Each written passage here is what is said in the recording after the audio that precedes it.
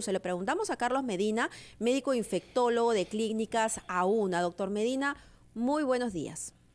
Buenos días, gracias por la invitación. Doctor Medina, si ya tenemos un caso en nuestro país, pues lo lógico es esperar que se presenten otros, ¿correcto? Sí, bueno, casi siempre cuando tenemos un caso, este es la punta del iceberg, ¿no? Detrás vienen algunos casos o que no fueron notificados por diferentes razones o casos en los cuales el paciente se puede haber contagiado o puede haber contagiado.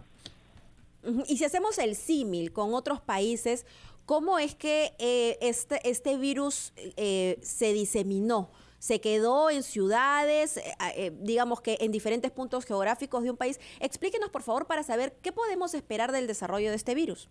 Lo más importante que se ha visto es, bueno, primero, que si bien es cierto el primer caso se determinó en Europa, en Inglaterra, en mayo, ya estudios que han hecho con respecto a estos casos se ha visto que el primer síntoma apareció en la primera semana de abril, o sea, hubo un mes de retraso para identificar el primer caso.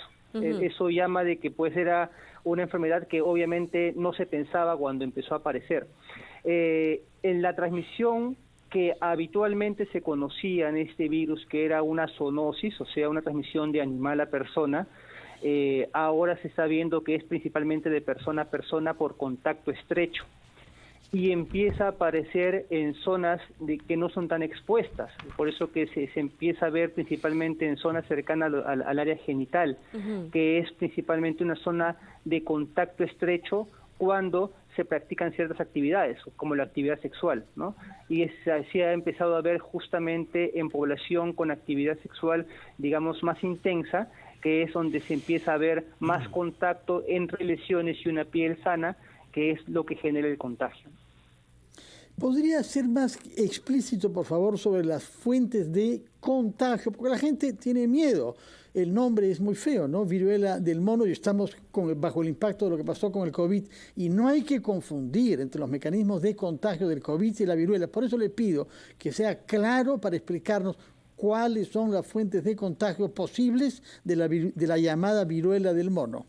Ok, entonces, miren, en realidad el contagio, la viruela del mono no es lo mismo que la viruela, no tiene esa mortalidad, ¿no? No tiene esa capacidad de contagio que tuvo en su tiempo la viruela, es una enfermedad que se contagia principalmente por contacto estrecho, o sea, la persona que tiene la lesión, que puede ser en cualquier forma tipo ampolla o tipo mancha o tipo costra, entra en contacto con otra persona, y mediante ese contacto de la lesión con otra persona genera el contagio. Esa es la forma más frecuente.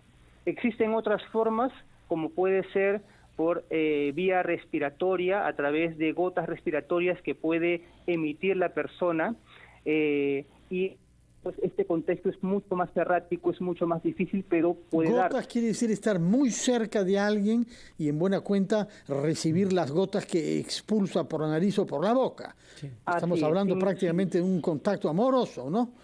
Así es, sin una protección como el uso de mascarillas o el uso de visores que actualmente se utiliza por el tema de la pandemia del COVID. Y otra forma también más errática es una forma de a través de las superficies inertes, o sea, una persona que tiene las lesiones, se pone la ropa interior, se cubre con sábanas y esas lesiones dejan manchadas esa ropa, y al entrar en contacto con esa ropa uno puede pues también contagiarse. Esa es una forma también mucho más rara, pero que también es probable que se pueda dar. Doctor Medina, ¿cómo está usted? Buenos días. ¿Cuál debe ser a su criterio el plan de preparación y respuesta frente a esta enfermedad por parte de las autoridades de salud? Tengo entendido que hay hospitales, 5, que ya están acondicionados para atender a pacientes con la viruela del mono, pero ¿cómo debe ser la respuesta? ¿Cómo se plantearía? Bueno, en este caso lo más importante que tiene que difundir el Ministerio de Salud es el no estigmatizar a pacientes que tengan esta enfermedad, porque está pasando mucho que se está asociando esta patología, esta enfermedad, a un grupo específico de personas, principalmente a las personas, a los hombres que tienen sexo con hombres, ¿no? Y esto pues pasó en su momento con el VIH y se asume de que son los únicos que tienen el riesgo de contagiarse, y eso es una mentira. Los pacientes, toda persona puede tener contagio de esta enfermedad por vía, digamos, de contacto. Y esta estigmatización es grave porque también impide que las personas acudan a una atención para identificar los casos. Entonces las personas ya no notifican su enfermedad porque tienen miedo que los estigmaticen. Entonces lo primero que se tiene que hacer es evitar la estigmatización, ¿no?, de esta enfermedad. Lo segundo es implementar en los hospitales lo que es la capacidad de que puedan ellos identificar el cuadro, capacitar al personal para que pueda identificar el cuadro, para que éste pueda ser notificado adecuadamente y puedan tomarse las pruebas respectivas y implementar las medidas como es el aislamiento, ¿no?, y la vigilancia de los posibles contactos.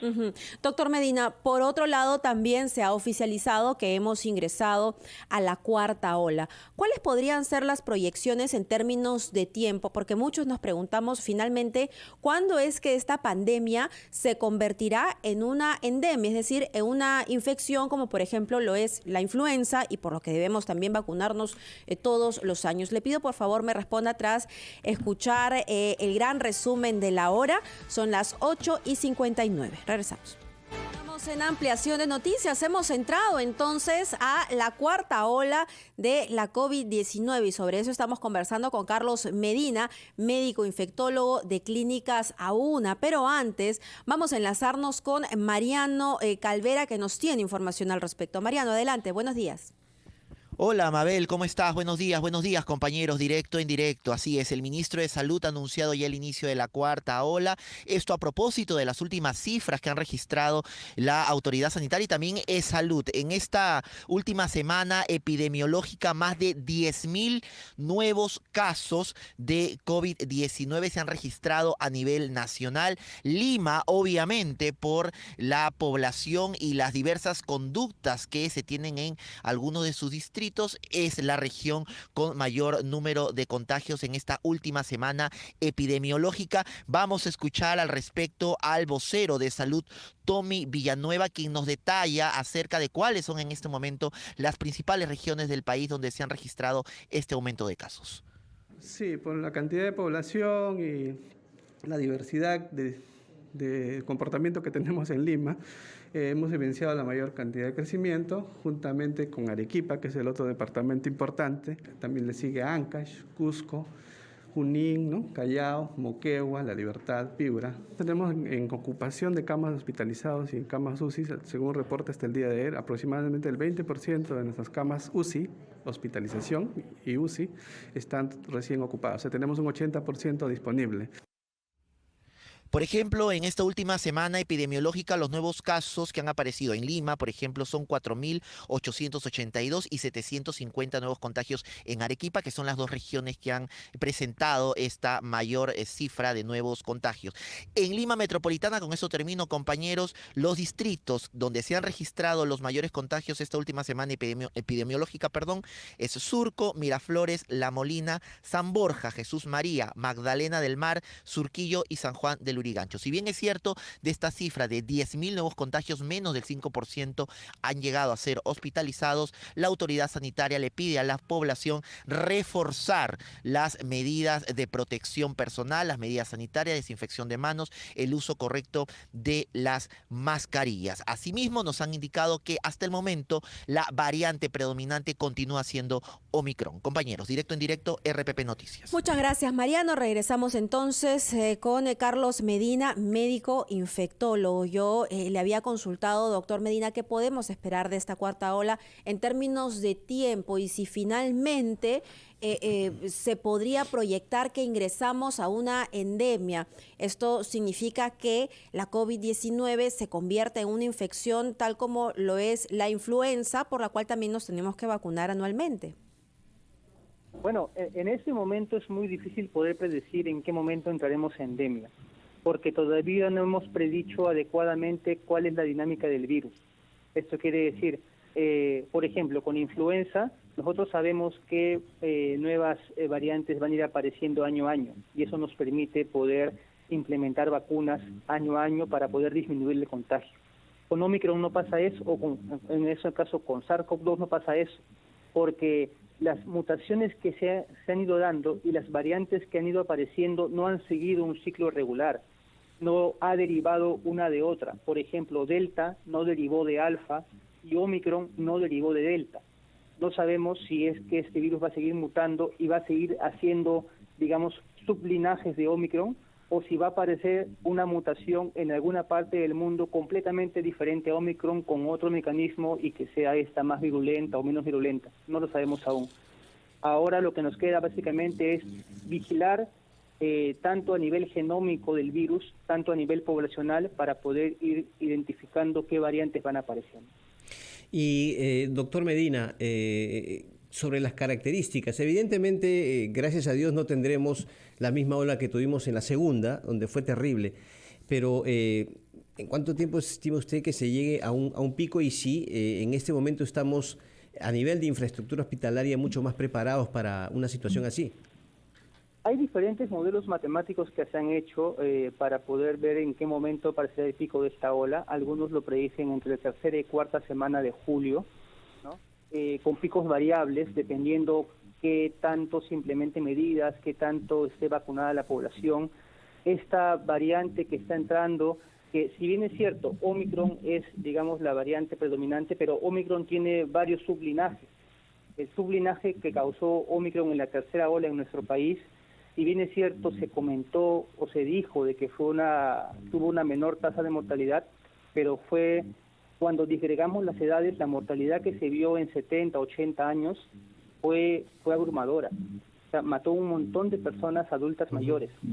Y eso se podría volver a repetir si seguimos subestimando la capacidad letal de estas variantes.